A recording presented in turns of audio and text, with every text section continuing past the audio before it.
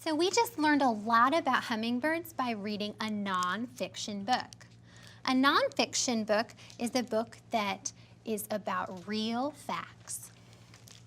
Now we're going to read a different book about hummingbirds. This is a realistic fiction book.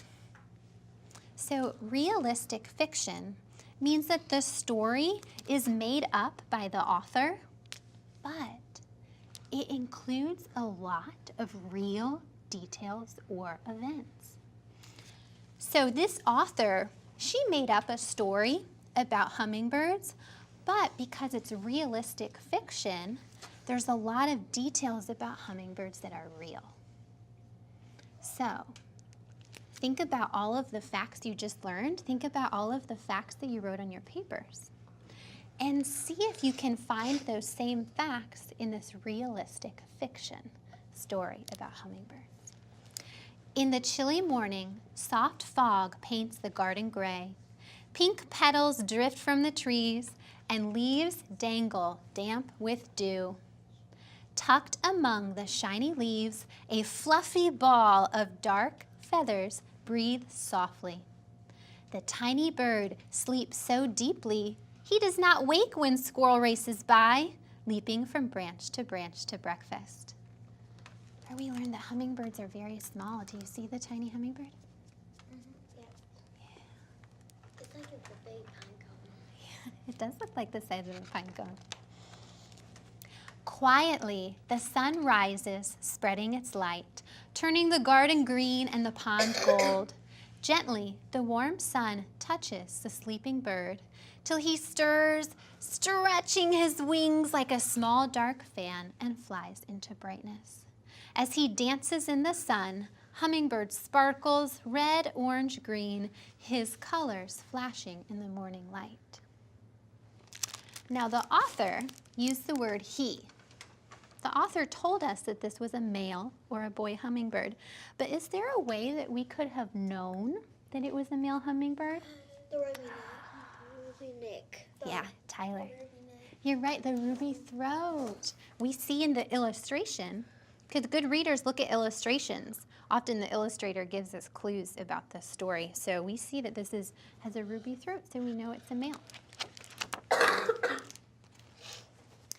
Dancing in the brightness, Hummingbird dips down where silken webs dangle, trapping tiny flyers. Quickly, he plucks a web, stealing his breakfast from Spider. Then he is gone, soaring high into the trees. So we said at the beginning that this is a realistic fiction book, which means that even though it's a made-up story, a lot of details are real. And I noticed a detail on this page that is real that we learned in our first book. And that is that the hummingbird will eat flies from a what? From a spider's web. Bzz, bzz. Another bright bird dances near the red flowers. He does not see Hummingbird watching him. Zit, zit, Hummingbird calls angrily. He darts back and forth, his tail spread wide, buzzing and chasing till the stranger flies over a fence. Then he rests, calling tick, tick, tick, telling all birds, "This is my garden. These are my flowers." So stop and think to yourself, what happened on this page? Stop and think to yourself. Let's give everybody some think time. What happened on this page? We read something in our last book about this. Turn to a friend sitting near you. Tell them, what do you think happened on this page? Or you can turn around to her. What do you think happened on this page?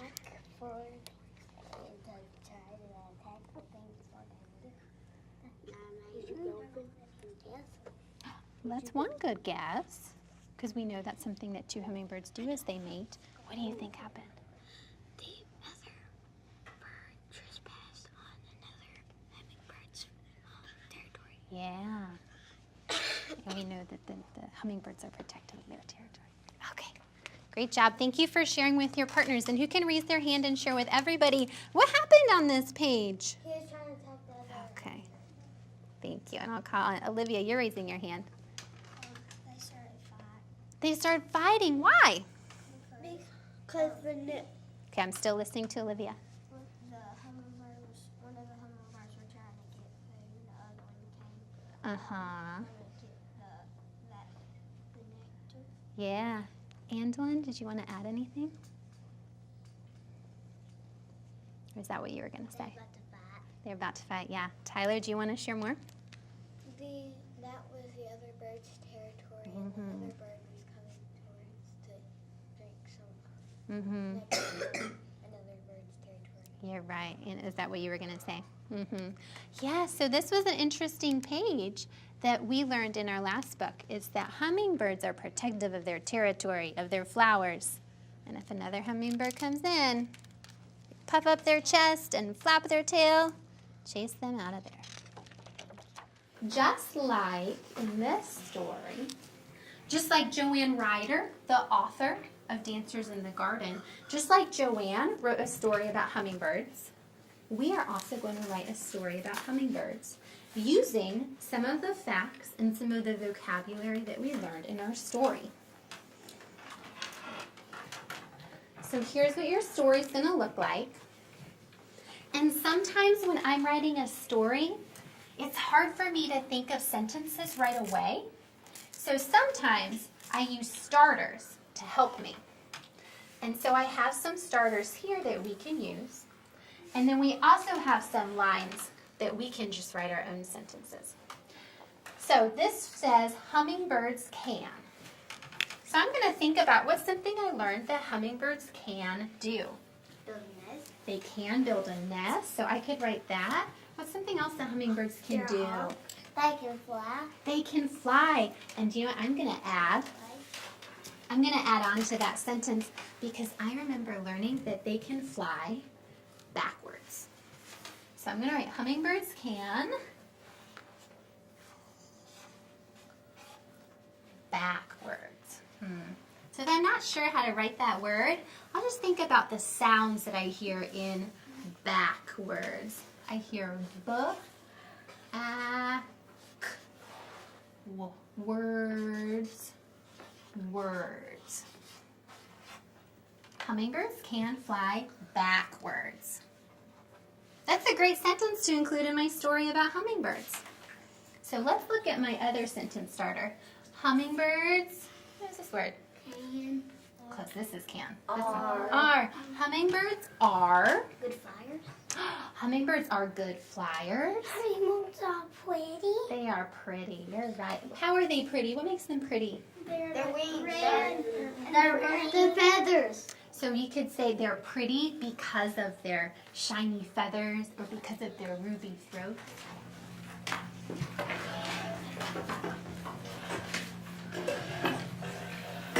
Thank you for walking so peacefully and quietly. And once you have your paper, you can get out your pencil and your crayons, and you can start writing your stories. If you need more ideas, you can look at some of the starters we used over here. Hummingbirds can, hummingbirds are, hummingbirds like. Here's some others. Hummingbirds live, hummingbirds fly.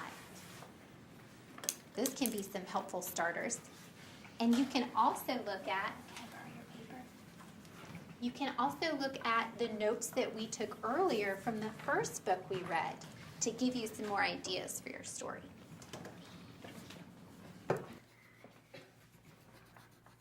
We'll take a couple more minutes to work on our stories. So think about more facts, more details about hummingbirds you want to include in your stories.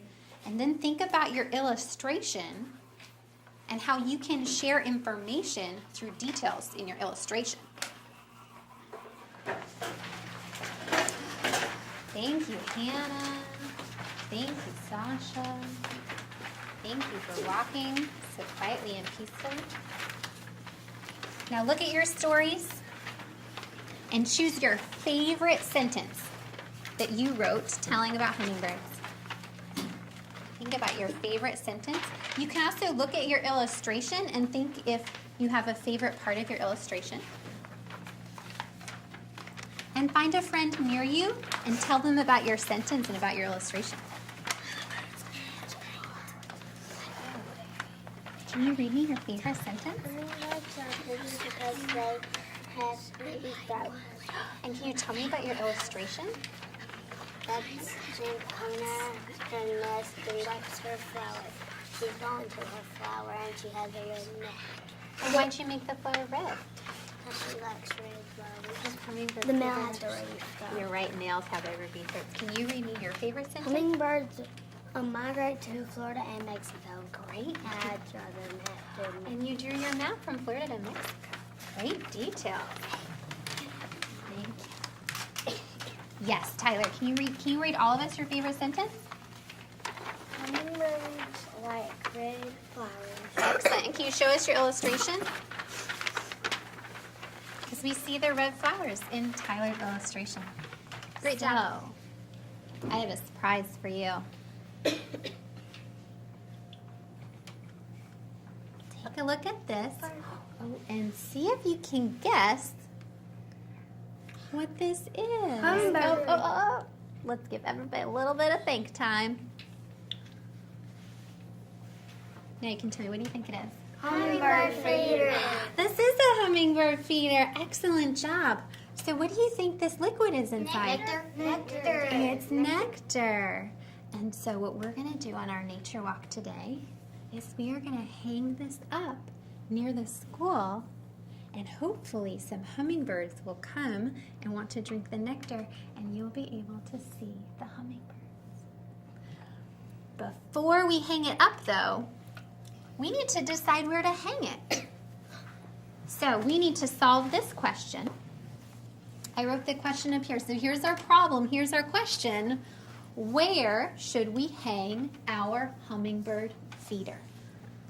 This is ideas. So we're going to record our ideas here. So we can think about everything we've learned about hummingbirds and use that information to solve this problem. We can use all of the knowledge we have about hummingbirds to answer the question, where should we hang our hummingbird feeder? Where do we think they would like a hummingbird feeder to be? So let's think about that. So think about it. Where should we hang it? What do hummingbirds like? Where do they live? Where would the hummingbirds want us to hang a feeder? Let's keep your ideas in your brain. Tell a friend next to you your ideas. In the tree. In a tree, that's a good idea. Okay, so now let's share our ideas. Where should we hang our hummingbird feeder?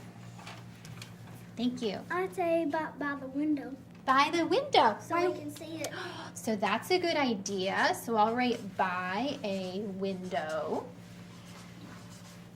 And that was a good reason so that we could see it. Sasha, what do you think? Outside over here. Outside over here? Why over here? So no one would come over there and distract them. That's a good idea. So we want to put it in a place, Like on a tree? a peaceful place where people won't bother it. That's a good idea. So I'm going to put a peaceful place. Because you're right, if there was a lot of people or a lot of noise, maybe the hummingbirds wouldn't like that. Okay, so let's think about our trees. So we've looked at 3 trees. The first tree we looked at, right by the school. The second tree we looked at, next door. And this tree. Second tree. So think about which one you would pick. Keep it in your head. Ooh, you got them. The second one. And if you have an idea, raise your hand. This seems like a good option, but let's try a second option. The top one. The one that I picked on the top of you. No, because that one's bending. That one's bending. It might work. It might. We can try it. Let's see if it. This one's a little bit bigger. So now let's think. Do the hummingbirds have enough room? Nope. No. So maybe it's a little harder to get to this flower. But I agree with you, Tyler. I think it's strong enough but there might not be enough room What about between here? the feeder. Well, let's try one more option. Let's try a third option. This is Angelin's option. Okay. Well, this looks pretty strong. And there's actually enough room. And let's see, can the feeder... And a main one. We vote for that one. Nope. Nope. Another thing I noticed about this location is it's easy for you to see. Because if we put it in the back, you might not be able to see the feeder. Let's leave it here. And then you can observe and see if you see hummingbirds. And after a while, if you don't notice any hummingbirds, then you could think about moving it and seeing if more hummingbirds come up. But look, we hung our hummingbird feeder. Give ourselves a round of applause. Nice job. I'll be excited to hear how many hummingbirds you see. Okay, let's get back in our line.